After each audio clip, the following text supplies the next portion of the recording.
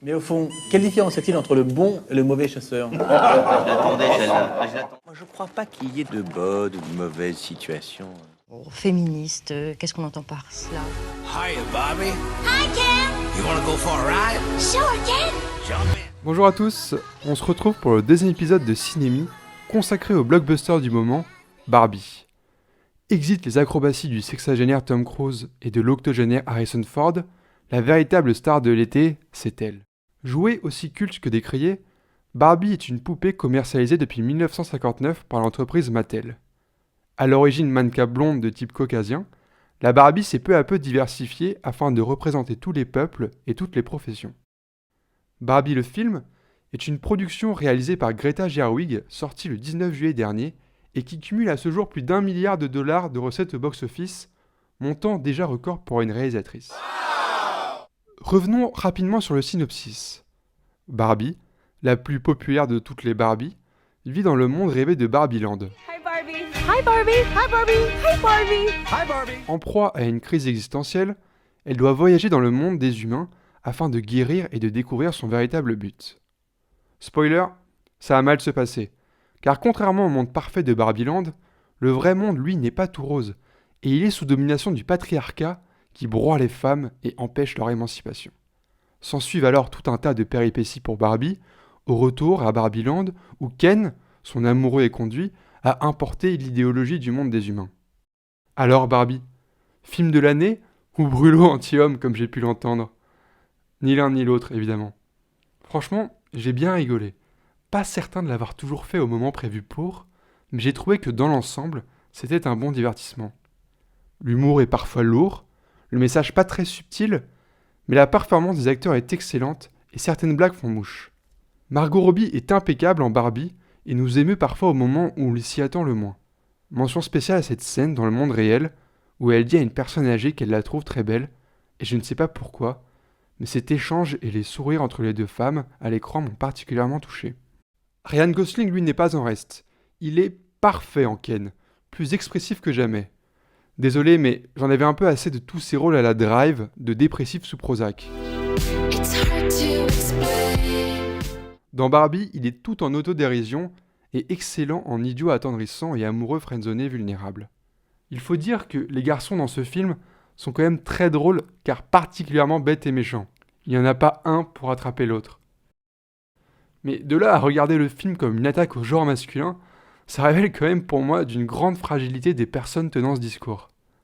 Il y a tout de même 3 garçons qui sont partis au milieu de ma séance de la salle, et d'ailleurs le film a rencontré peu de succès en Corée du Sud, où la société reste encore très patriarcale. J'ai du mal à comprendre l'ampleur des critiques et le sérieux de celles-ci sur le film et l'insulte qu'il serait aux hommes.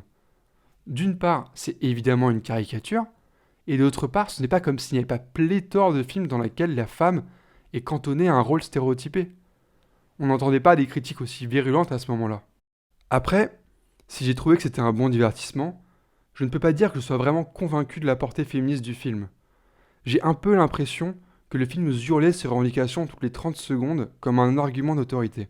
Le féminisme est tellement devenu pour moi un concept fourre-tout, dont chacun se revendique pour bien se faire voir, que je trouve qu'on est parfois dans une surenchère perpétuelle d'indignation et de posture. Tant qu'on leur fasse du tort, c'est à celui qui condamnera le plus fort. Adieu lesbienne. Mais surtout dans le cadre du 7e art, ou plus généralement de la pop culture, j'ai le sentiment que c'est devenu un outil marketing d'une puissance inégalée.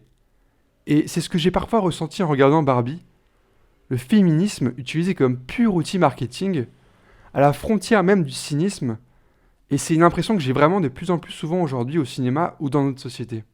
Et je trouve ça d'autant plus décevant que la réalisatrice du film, Greta Gerwig, vient du ciné indé américain, et que ses précédents films ont un message féministe plus subtil, mais beaucoup plus fort, je trouve. C'est notamment le cas de son adaptation des 4 filles de Dr. Marsh, et surtout l'excellent Lady Bird, que je vous recommande vivement. C'est dommage parce que, nonobstant ses défauts, on retrouve dans Barbie, qui est, je rappelle, la quintessence de la grosse machine hollywoodienne, des références qui font très cinéma d'auteur. 2001 l'Odyssée de l'espace, de Truman Show, et même une allusion à la Madeleine de Proust. Et en fait, plus je réfléchissais au film et à ses défauts, plus je me suis mis à penser à Princesse Mononoke.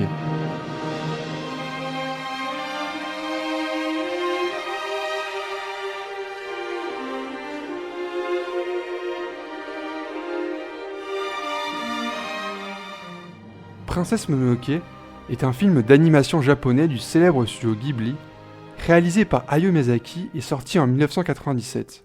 Aujourd'hui, c'est un peu impensif de dire qu'on aime Miyazaki, tant le réalisateur a marqué plusieurs générations de grands et de petits.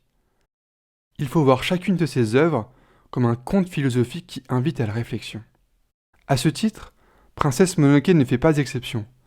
Remarquable film d'aventure, il est également une réflexion profonde sur le pacifisme, l'écologie et donc le féminisme.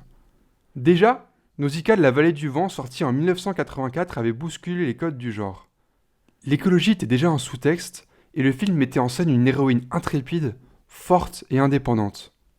Et dans une société japonaise encore très patriarcale, où la femme était souvent cantonnée à son rôle d'épouse et de mère, c'était une véritable révolution.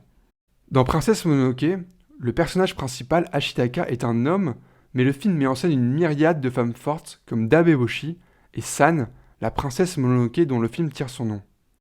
Toutes les figures féminines présentes dans Princesse Mononoke renvoient une force, une volonté dont on ne peut être qu'admiratif. Pour parler de la place des femmes dans ces films, Hayao Miyazaki a déclaré ceci dans une interview. Plusieurs de mes films comportent de forts protagonistes féminins, des filles courageuses, qui se suffisent à elles-mêmes et qui n'y réfléchissent pas à deux fois avant de se battre pour ce en quoi elles croient de tout leur cœur. Elles auront toujours besoin d'un ami, d'un soutien, mais jamais d'un sauveur. Et c'est drôle parce que cela fait écho à ma précédente chronique sur cette volonté, souvent masculine, de vouloir sauver l'autre. Et dans le film, Ashitaka n'y fait pas exception. Lâchez ce sabre, la vie de cette fille m'appartient. Tiens, cette petite louve, tu voudrais l'épouser ? Mais clairement, San n'a guère besoin d'être sauvé par qui que ce soit. Mais si le film m'est venu en tête après Barbie, c'est qu'il y a en fait des similitudes entre les deux œuvres. En effet, mis à part le personnage principal, on ne peut pas dire que les hommes soient vraiment valorisés dans le film du studio Ghibli. Ils sont tour à tour idiots, lâches, belliqueux, et subissent de manière générale les situations. Rappelez-vous, ne faites jamais confiance aux hommes. Un homme est incapable de protéger une femme. Pourtant, bien que le traitement de certaines thématiques dans Mononoke ne soit pas si éloigné que dans Barbie, le ressenti au visionnage est tellement différent entre les deux films. Alors, le contexte évidemment joue beaucoup dans cette perception si différente. Les deux films n'ont pas les mêmes intentions, pas les mêmes objectifs. Mais je ne peux pas m'empêcher de penser que l'un sert plus la cause féministe que l'autre, si tant est que l'on puisse parler d'une cause féministe, alors qu'elle est d'essence multiforme. L'idée n'est pas non plus de donner des bons ou mauvais points de féminisme. Je trouve que ça n'a pas beaucoup de sens de faire cela. Et je suis surtout allergique à toute notion de dogme. Je vais pas singer ce que je prétends combattre en étant absolu dans mes propos. Only a Sith deals in absolutes. Mais en fait, Princesse Mononoke est pour moi le meilleur exemple d'une œuvre traitant de sujets cruciaux, l'écologie, le féminisme, le pacifisme, sans être manichéen et donc avec une portée beaucoup plus importante pour les spectateurs. Avant de terminer cette chronique, j'aimerais aborder un sujet qui me tient autant à cœur qu'il m'agace et qui est intimement lié au féminisme et à tout sujet un tant soit peu polémique. C'est trop facile d'attaquer une cause en pointant du doigt une minorité qui la défendrait mal et faire abstraction du reste. Ta tante boumeuse qui te parle de Sandrine Rousseau pour te parler d'écologie, tu lui fais lire le rapport du GIEC, c'est quand même plus révoltant que les propos d'une politique en recherche d'attention. C'est malhonnête intellectuellement de se focaliser uniquement sur une minorité facilement attaquable pour discréditer un mouvement entier. Et ce n'est pas parce qu'une cause est mal défendue, et encore, selon qui, qu'elle ne mérite pas de l'être. Enfin, ce n'est pas le sujet principal de ma chronique, ni de ma réflexion globale, mais considérez ça comme une ouverture. Un mot sur le personnage principal de Princesse Mononoke, le prince Ashitaka. Il est selon moi l'archétype du héros noble. La noblesse que beaucoup pensent être un acquis de naissance ou une simple probité de l'âme, mais qui est avant tout une forme raréfiée de courage. On devrait tous se battre pour ce que l'on croit juste et chercher à Porter sur le monde un regard sans haine, c'est tout.